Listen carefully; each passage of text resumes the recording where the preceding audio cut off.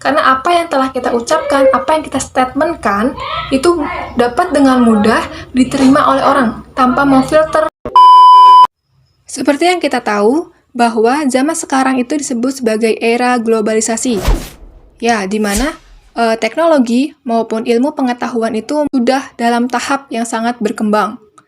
Nah, jadi banyak masyarakat global khususnya, yang menganggap bahwa dirinya itu tidak ada pembatas dengan orang lain, dan menganggap bahwa mereka semua itu hidup dalam satu kota, yang mana disebut dengan kota dunia.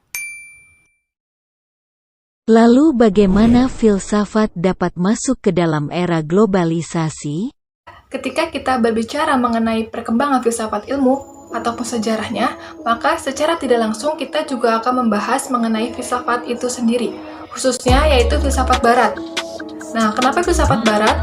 Ya karena ketika itu di daerah barat, filsafat itu mengalami perkembangan yang sangat signifikan. Ya mungkin filsafat itu hadir bukan hanya di daerah barat, melainkan juga di daerah timur ataupun di Eropa.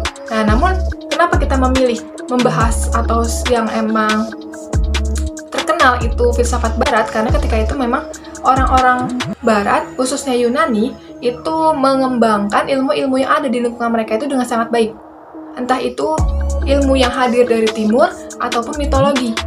Nah, di sini mitologi merupakan sebuah dongeng yang terkenal di bangsa Yunani, yang mana dongeng tersebut itu berhubungan dengan aktivitas-aktivitas dewa yang menurut mereka itu berpengaruh bagi seluruh aspek kehidupan mereka.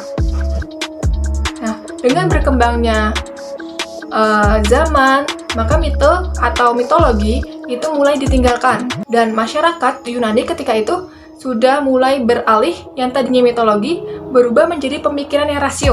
Ya, pada abad ke-6 sebelum Masehi, yang mana disebut sebagai kosmosentris atau filosofi alam. Jadi, di sana banyak para filsuf yang menjadikan alam itu sebagai pusat dari pemikiran-pemikiran mereka.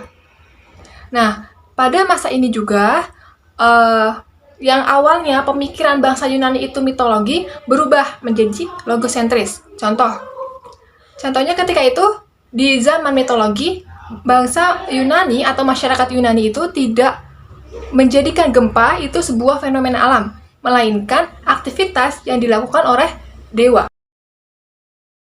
Nah, dengan perkembangan zaman, pada abad ke-7 sampai abad ke-17 Masehi, ketika itu dogma agama mulai hadir dalam lingkungan masyarakat Yunani. Nah, dogma agama tersebut khususnya yaitu agama Kristen, yang menganut ajaran-ajaran gereja, yang mana ketika itu, ajaran gereja membatasi adanya proses berpikir dan pengembangan potensi diri pada masyarakat Yunani. Karena setiap kali kita berpendapat, namun pendapat yang kita keluarkan itu berbeda dari ajaran-ajaran gereja, maka paus atau gerejawan itu akan menolak secara tegas. Dan bagi orang yang memaksa atas pendapatnya, ia akan diancam, akan dibunuh, karena dianggap sebagai orang yang telah murtad. Ajaran gereja ketika itu membatasi adanya penggunaan rasio terhadap ajaran-ajaran agama. Jadi, ajaran gereja itu menganggap bahwa gerejawan yang pantas untuk meneliti mengenai agama-agama, dan gerejawanlah yang menjadi sumber kebenaran menurut ajaran gereja. Nah, makanya ketika di zaman ini, itu ilmu pengetahuan mengalami penurunan yang sangat-sangat drastis. Akibat apa? Karena adanya pembatasan berpikir, dan karena adanya tuntutan dari ajaran gereja. Makanya di zaman ini disebut sebagai zaman kegelapan atau zaman kemunduran. Seiring berjalannya waktu, masyarakat Yunani di sini sadar bahwa iman dengan ilmu pengetahuan itu memang tidak bisa dicampurkan, karena iman itu didapatkan atas ketakwaan kita kepada Tuhan. Dan iman, tidak seluruh ajaran agama bisa dibuktikan dengan ilmu pengetahuan. Jadi makanya di sini menghasilkan paham yang disebut dengan sekularisasi, yaitu paham di mana kita itu membedakan antara agama dengan kehidupan masyarakat. Nah, makanya di sini ajaran gereja mulai meredup. Jadi banyak orang yang sudah mulai risih karena dianggap bahwa ajaran gereja ini sangat mempengaruhi berbagai kegiatan di kehidupannya. Nah, di zaman ini disebut dengan zaman pertengahan atau Renaissance. Renaissance itu adalah lahirnya kembali. Nah, terlahir kembali pemikiran yang mana penggunaan rasio itu diunggulkan. Nah, bedanya dengan Yunani kuno, yaitu hanya kepada objek pemikiran. Ketika di zaman Yunani kuno, itu pemikiran lebih mengarah kepada alam semesta.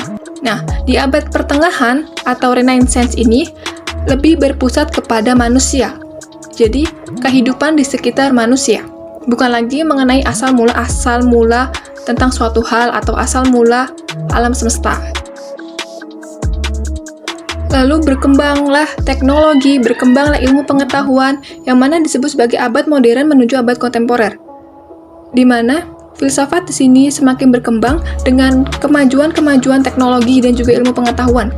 Jadi yang awal mulanya tentang asal mula dari alam semesta, asal mula dari manusia, sekarang lebih kepada penerapan atau lingkungan seperti etika atau bahasa. Nah, jadi di abad modern dan juga kontemporer di sini itu lebih pemusatan kepada aktivitas manusia. Jadi lahirnya fisika, lahirnya kimia itu di abad kontemporer yang dikenal dengan tokoh yaitu Albert Einstein. Mungkin dengan adanya paparan-paparan mengenai filsafat itu dapat membentuk pemikiran kita yang baik. Karena pemikiran atau ide di zaman sekarang itu sangatlah berpengaruh. Karena apa yang telah kita ucapkan, apa yang kita statementkan, itu dapat dengan mudah diterima oleh orang tanpa memfilter segala aspek.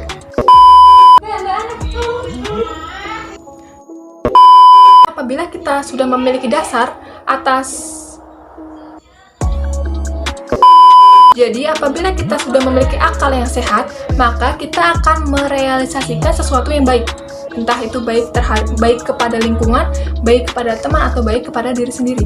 Jadi, filsafat itu akan membentuk pemikiran kita yang baik dan mencari kebenaran yang sesuai dengan kaidah-kaidah yang ada. Jadi, pemikiran memang sangatlah penting, sehingga kita juga penting dalam mempelajari ilmu filsafat ini.